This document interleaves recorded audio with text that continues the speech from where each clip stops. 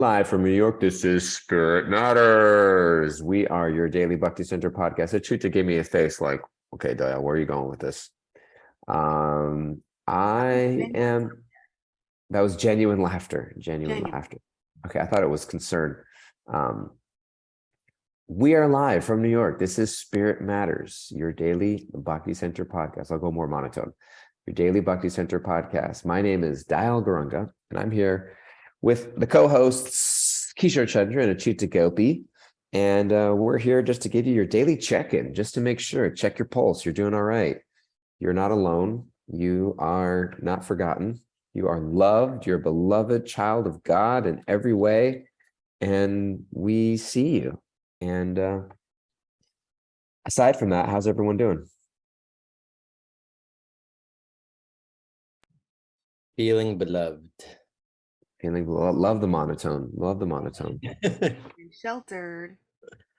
Feeling sheltered. Feeling beloved and feeling sheltered. Wonderful. Okay. So yesterday we've been wrapping up chapter 2 in the Bhagavad Gita. We read the Bhagavad Gita every day.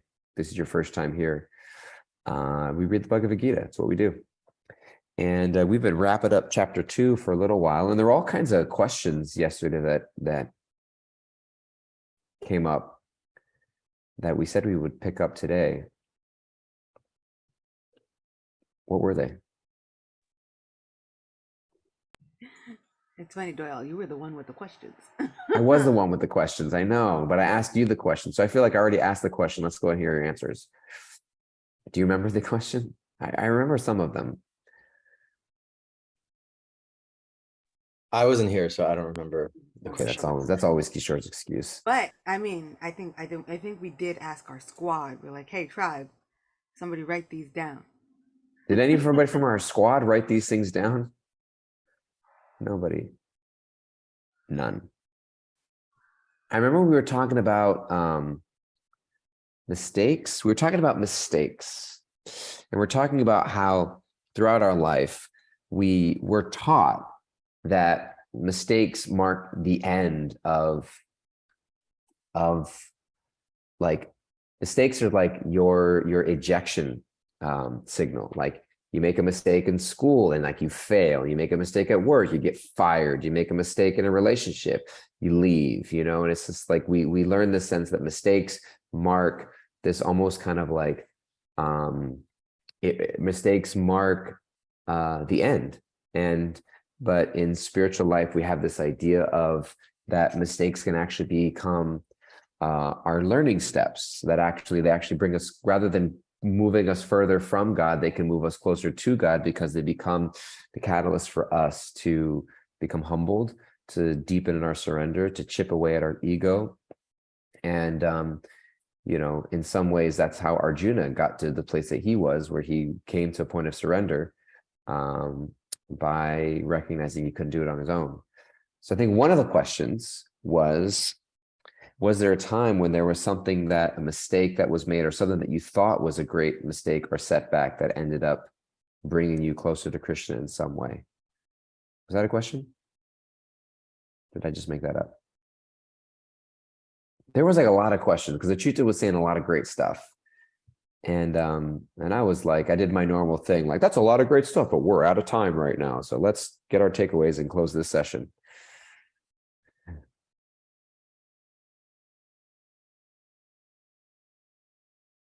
Or should we just start chapter 3? Chapter 3, verse 1. Oh, good.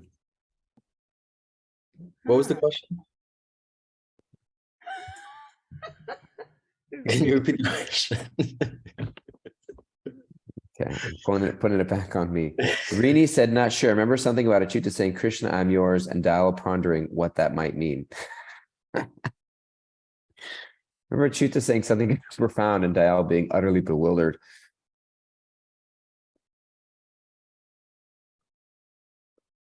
All right, Achyuta, you're muted. You gotta take this, you gotta lead us from here, or we're moving on to chapter 3. Because we're losing listeners right as we speak. Where people are tuning out. I'm like, wait, we're gonna figure this out. We're gonna get this figured out. Hold on, it's like we got It's this. like, yeah, you gotta listen to Spirit Matters. It's like this really deep, beautiful family podcast, and like you get something out of it. And it's like, listen, as my friend, what'd you get? Like, they have no idea what they're talking about. Most of the time we do. We totally do. I never do. I just lean on you guys. We know. All right. So, okay, Chita, you're taking it from here before, because I'm ready to hit the chapter 3 button. There were really good questions. I know there was. I know there were great questions. There were really good ones. Hold on. But yesterday's one of the questions was a little bit like that. It was the what's the one time in our lives when this has happened to us question. Yeah. I'm just not exactly sure that you had phrased it quite like that. Mm. But I mean that could be How did I phrase it? that could be a good question anyway. It's like what is a time when there was something that we thought was going to be a setback, but it actually wound up working out for our highest good, bringing us closer to our Krishna consciousness and our spirituality. Mm. Which is a good question. Okay, you got it? No, I just thought of a different point that came up, not related to what you were saying, but I got a spark of like, I'm remembering things. Okay, remember something. Well, I remember one thing you mentioned, that we spend so much time traveling through the material world feeling like we don't belong anywhere. That was what I left off with. And then there was the point of us playing the role in people's lives to remind each other of where we belong, and to the way we practice, whether forgiveness, the way that we practice radical acceptance. We were talking about radical acceptance and the idea of radically accepting people, so that to remind them that we're never lost forever. I don't know if that added to what you just said or completely No, it totally derailed. adds. I mean, I'm sure it's gonna add, which is fine because it all comes back to Bhagavad Gita anyway. But This is why we need to read the book. At a certain point, our podcast were just like this. We were just talking. We're like, we need to read the Bhagavad Gita. But yeah, I mean, we were talking about this idea that we are constantly looking for this belonging, which is why this life where the mistakes are just it marks the end of everything as we know it, the end of all of our favorite things. If we make one mistake, we are done. It is because we are looking for this acceptance, this belonging. And the mind does this thing that will continuously tell us that we don't belong anywhere. Even if we are in the best set of circumstances, the mind will creep in, yeah, but you don't really belong here. Or maybe you don't really belong. It's never going to be perfect. It's never exactly what you need. And that trick of the mind can be intense and such a struggle. And the case is that we've actually always belonged, and we've belonged with Krishna. And so we were talking about moving through life with this sense of not belonging and what it does to us and what it makes us do. Sometimes we are desperately grabbing for acceptance, and then sometimes we're going the other way, trying to make believe that we don't want this acceptance, and then pushing everything away. Because I'm gonna not need you before you even have a chance to reject me. And so I still think it goes into Bhagavad Gita, because Bhagavad Gita is all about that, talking about the dictates of the mind, and the mind wants this one day and doesn't want this the next day, and sometimes all in the same day it wants it and does not want it. And so this is us with our belonging, because we're constantly trying to find acceptance and guard ourselves at the same time, which does not make for the best situation all the time, because it becomes a situation where we start blocking our blessings, blocking intimacy from coming into our lives, blocking the very belonging that we're searching for. Because how could we open up? You're going to just reject me in the end. I might as well guard myself and always be ready to reject you before you can reject me. Yeah. Just hide at home. Um, I I think that connects very much to the Bhagavad Gita, because Arjuna in chapter 3, verse 1, which is the next verses we have, we're starting a new chapter here. In verses 1 and 2, Arjuna has this query. That's a word for you, Kishore, a query. Has this query about what's the best thing for him to do. He's really concerned, and this was his concern from the beginning, and it's his concern now, and I'll ask it again later in the 5th chapter, this concern of getting it right. Arjuna asked the question, Arjuna said, "O Janardana, O Keshava, why do you want to engage me in this ghastly warfare? If you think that intelligence is better than fruit of work, my intelligence is bewildered by your equivocal constructions. Therefore, please tell me decisively which will be most beneficial for me." The idea of, I want to get it right. I don't want to mess up. I don't want to make a mistake. And it's interesting that, Krishna tells Arjuna clearly what to do, like physically, like this is the decision you should make, and this is what we should do. But for all of us, because Krishna is not necessarily, the Gita doesn't necessarily speak to the specific details of my life. Should I stay in this relationship? Should I go? Should I take this job or not? Should I do this or not? Whatever it might be. But he's giving us a few principles that we'll find. One is that always let love lead the way, and let devotion lead the way. And later on in the Gita, Krishna will say that even if you make a mistake, even if you make a big boo-boo, I don't know the Sanskrit word for boo-boo, but even if you make a big blunder, if you are dedicated and sincere in your determination, willing to be corrected, willing to let yourself learn from those mistakes, then you're never lost. And so I think that it's almost Krishna's trying to pull Arjuna out of this consciousness of like, if you do it right, then you get the rewards. But it's not as much as doing the right thing, but doing it the right way, in the right consciousness with the right intention. And that'll lead us towards doing the right things. Did I make sense with any of that? You can ignore that if you want. That made a lot of sense, and I like that you brought it to chapter good. 3.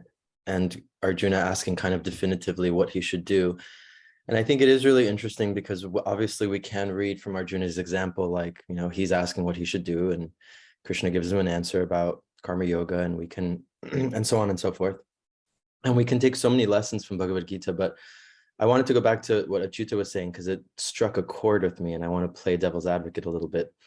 And I'm sure, because I think that it's more a question than an answer. I think that this feeling or this idea of, just I have to surrender to Krishna, or like, this is all for my good, or, am I hiding in isolation just because I'm not letting the blessings in, or I'm blocking the blessings and all this stuff. And I've definitely like experienced a lot of that. I'm a big hider and isolationer, like a lot. And I think it's really interesting because simultaneously, I think there's such an art of surrender that sometimes I get that sometimes gets kind of glazed over with just like, we just have to surrender. We just have to like accept Krishna in our heart. We just have to understand that everything is happening for me and not to me. I remember the first time someone said that to me, I was like, no. I was like, absolutely not. Like, it's happening for you. I was like, no, absolutely not. And I think the reason was because this, Achyuta brought it up. It's like, okay, well, but what's happening to Arjuna is not specific to what's going on in my life. Like, how do I know what I'm supposed to do? And so I think there needs to be such a balance between I'm receiving this philosophical instruction about my soul, but also in the Gita, there is a lot of like instruction on how I should engage with the material world. But in terms of like specific situations, and in terms of people who go through a lot of, rejection in their life, I saw Baldevi sharing, when there's rejection and invalidation, ultimately what's coming from that is shame. When you feel invalidated over and over and over again, there's a shame that builds up that I'm not good enough. I'm not good enough for society. I'm not good enough for the world. I'm not good enough for et cetera, whatever. And it it takes a very long time, and it's a very unique process for each individual to heal that shame and invalidation. And so the reason I'm saying this, it just struck a chord because I know that like as devotees, sometimes like things like therapy or things like seeking out for help sometimes are like, you know, we don't speak of those things or like whatever.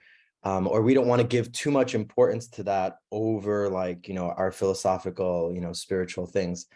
And I just wanted to say that, yeah, that those things might be important. And, you know, specifically if you're going through something where there is an extreme buildup of shame or an extreme buildup of, I've been rejected a lot in my life due to certain circumstances, due to belonging to certain, you know, sections of society, then it's probably going to be harder to get over that than perhaps someone that wasn't rejected all their life. And, you know, you can, I just, to finish my thought, I think sometimes when we read Bhagavad Gita or when we're hearing Bhagavad Gita, you know, we get like kind of blanket statements like, you're not the body, and, you know, you're the soul, so you should just whatever, and like this. And I think it really behooves us to remember that, like, this whole second chapter, bringing it back to the Gita, like Krishna's giving like a whole summary of all this stuff to Arjuna. And after like this epic second chapter that we've been through, 72 verses, Arjuna's like, okay, so I still have questions, you know? And so it's like, we can hear all this stuff, but it really behooves us to still have questions to our teachers, to our friends, to be like, okay, but what do I do? You know, like, how do I move forward? And so, yeah, just an invitation to be curious and ask more questions. But I also want to hear from Achuta because I saw her like shaking heads. Because you know, I've always said Bhagavad Gita, like if you look at the questions that he's asking, like this is a therapy session. He starts out with a full-blown anxiety attack, and then he's like, I don't know what to do, I don't know how to sit, I don't know how to do anything, I'm gonna throw up, and life's gonna be over, I'm gonna die, like this is not great. And then you but I also feel as though you have to find those people who can allow that space for you to have all of these questions. I think that, and I think it's really interesting to see the take based on context, right? I'm a big context kind of girl. So the context, I'm looking, and I'm looking at Kishore's like questions and commentary, and I'm also looking at the context of Kishore's current reading list. So like I'm like, aha, I see. It's all balancing. I see it. Okay. But I do think that it's important to be able to develop that space where people actually have some answers to your questions. There are some times where we can put that all on a person, not realizing the context of their life. Like, are they gonna actually get this? Like, so I think sometimes we have to be smart about who we ask these questions to. Not everybody is gonna be your safe space. Not every devotee is even gonna have all of your answers. And that's okay.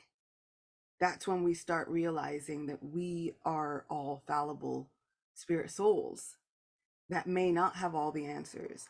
And if someone doesn't have all the answers, like I think it's also okay as the person that's being asked to say, you know, I can't make that decision for you.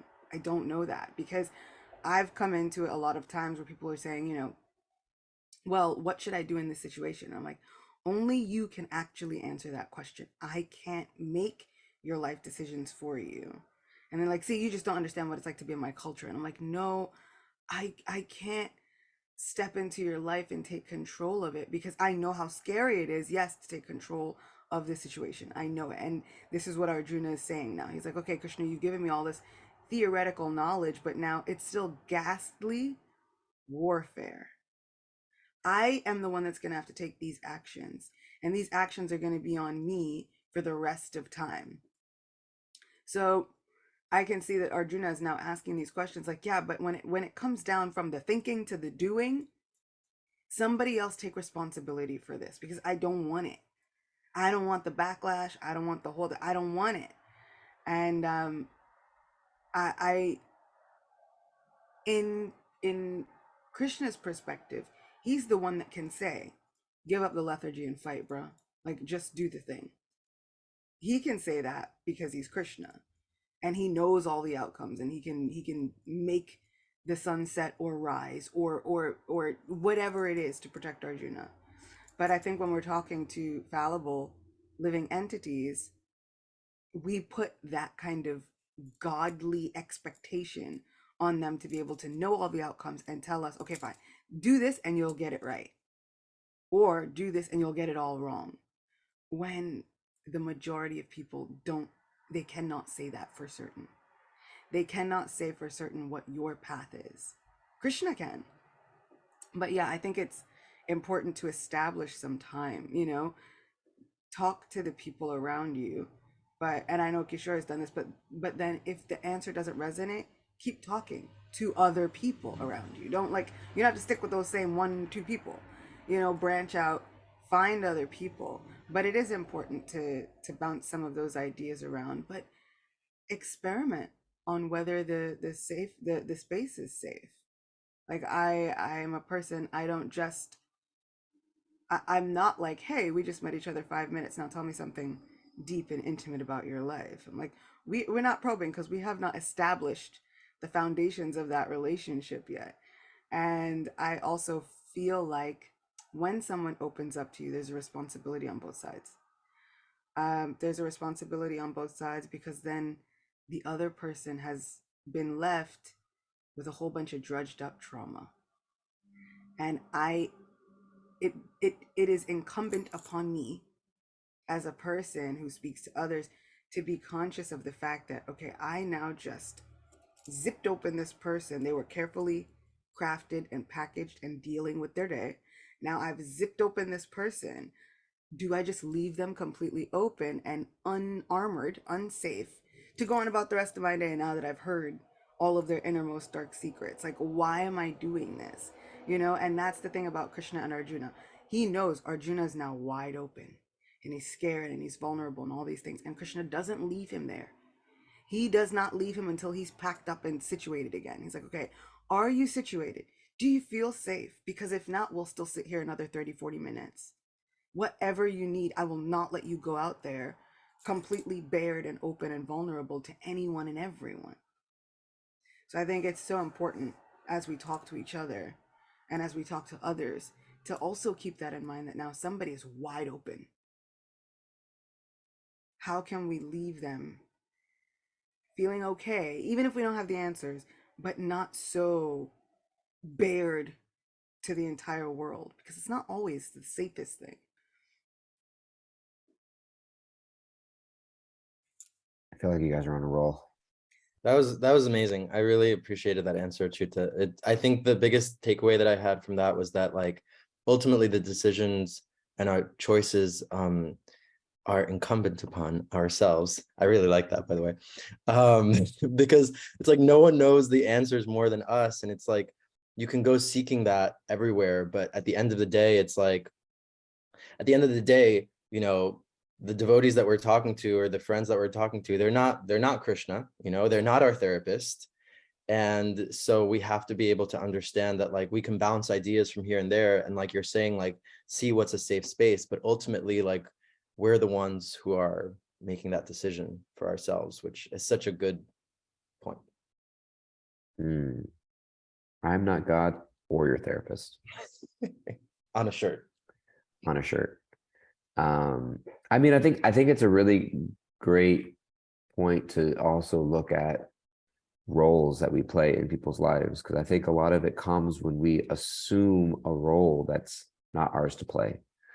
And then sometimes Krishna will give an instruction in the Bhagavad Gita, or we'll hear some spiritual principle somewhere that we read, and we therefore, which is an important principle for us to abide individually, but then we think that we are now the dispensers of wisdom or karma or justice, or I need to make sure that you're learning the lessons you need to learn.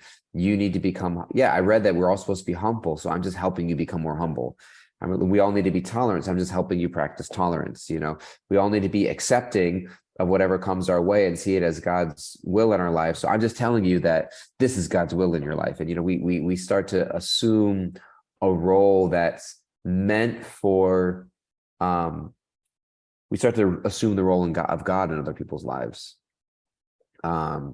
Which there are certain things which may be true. There are certain lessons we need to learn. There are certain reminders we may need to have. But it's not my place to give them, because I'm just as confused as you are in my life. I'm still working on this myself. And so rather than coming at it from a place of like speaking above our pay grade, our role isn't necessarily to dish out the sauce. It's our role isn't, we're not the surgeons, we're the people standing next to the hospital bed holding somebody's hand while they're going through a procedure. And so when life is cracking us open or ripping us open, or we're not meant to just be like, well, this is good for you, and rip it open. We're meant to help each other and hold each other during those difficult times, and let God do God's work and let us do our work, which we may be a team, but we play different roles. And I think we get in a lot of trouble when we try to assume we play a certain role in our life that we were never asked to play, we were never invited to play, and we are not qualified to play.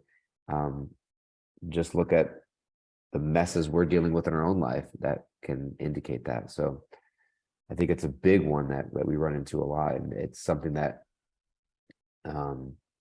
spiritual communities struggle to reach their potential when we fail to put that into practice. And I think that, the I am not God or your therapist shirt is actually not for other people to know. It's for us to know. It's a reminder to us, because we, as spiritual beings, sometimes people on a spiritual path can feel like we've got all the answers. Come, let me counsel you. And I was like, whoa, whoa, whoa. We can spiritual counsel. But and I tell people this a lot. I was like, I can spiritual counsel, no problem. But I am in no way in a position to dispense advice that a therapist should be dispensing. That just isn't safe. And it is a humbling thing to say, but I feel like it is so important for me to say it to others, because they will come, because everybody's yearning, right? And so then it just all comes out. And I'm like, this is all well and good, and I can listen, but I am in no way in the position to dispense therapy advice. I'm just not. This is not the situation. We are not equipped like that as in this dynamic. We are not like, I am not equipped to tell you your specific coping mechanisms or what will be best for you. I don't want to psychoanalyze you, because that is not my position. And sometimes we can get a little carried away, like, I could do this. Doctors aren't anything. And some doctors may not be anything, but I am also not a doctor. I did not do the work to prepare myself to be put into that position. And so I also have to understand, as an advice giver, as a whatever, that I have to understand my place.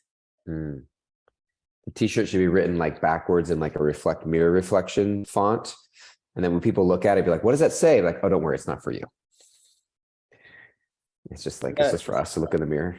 It's almost a good rule of thumb to, and this is something that I'm realizing. It's almost a good rule of thumb to realize that it's kind of not going to be the exception, but the norm, that people are going to come to you as a spiritualist and start pouring their hearts out to you, asking for advice. What should I do? All this stuff. And, because sometimes I used to get really like annoyed. And I was like, why is this happening all the time? Like, please leave me alone. And then I was just like, oh, this is like normal. This is like normal. I'm like, whatever, I'm following this path, etc. So I guess people want to talk to me about it.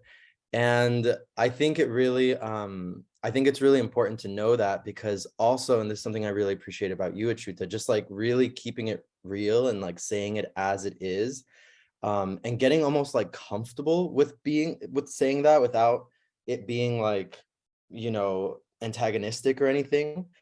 because it is going to be the norm that people are going to come and just like shit, like open up. And it's like, you know, you were making this point of like the unzipped and the zipped. It's like, even before the unzipping starts, like, it's really important to be like, hey, you know, I might not be qualified in this situation to actually like give you, or even giving that disclaimer is super important. People reach out to me all the time about like LGBT issues and stuff like that. And I'm like, I always say, this is my experience. This is what happened with me. And that's literally all I can share with you.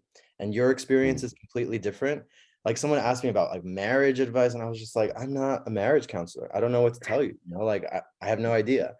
And so I think it's just really important to remember that, because everyone here listening, you know, is a spiritualist and is on a spiritual path. And when people see that, they gravitate towards you, and they kind of want to like know, like, ooh, what are you doing? And what's this? And da-da-da, and tell me what to do and all this stuff. And it can get a little like power trippy sometimes to be like, well, I think you should, you know, do this. But we shouldn't do that. All right.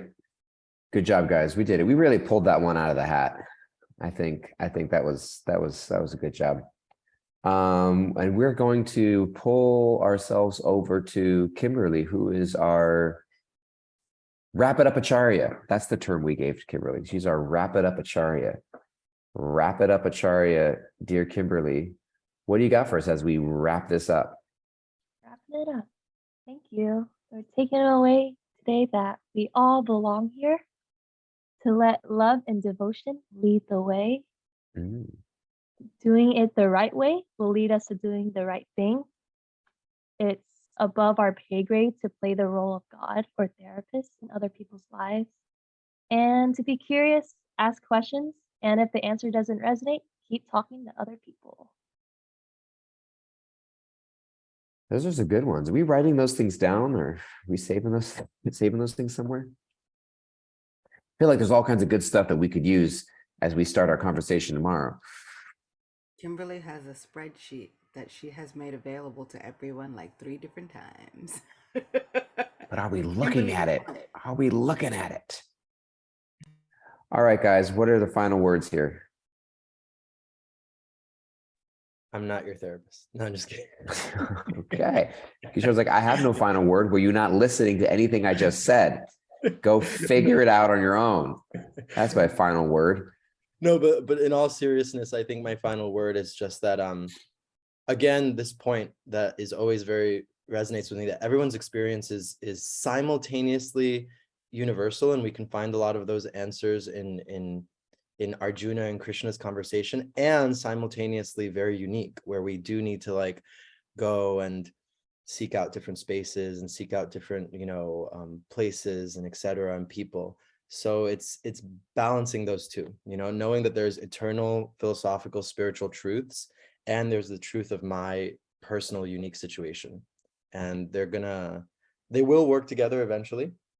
But your path is not going to look like someone else's path, and the answers to your questions are not going to look like the answers to someone else's questions.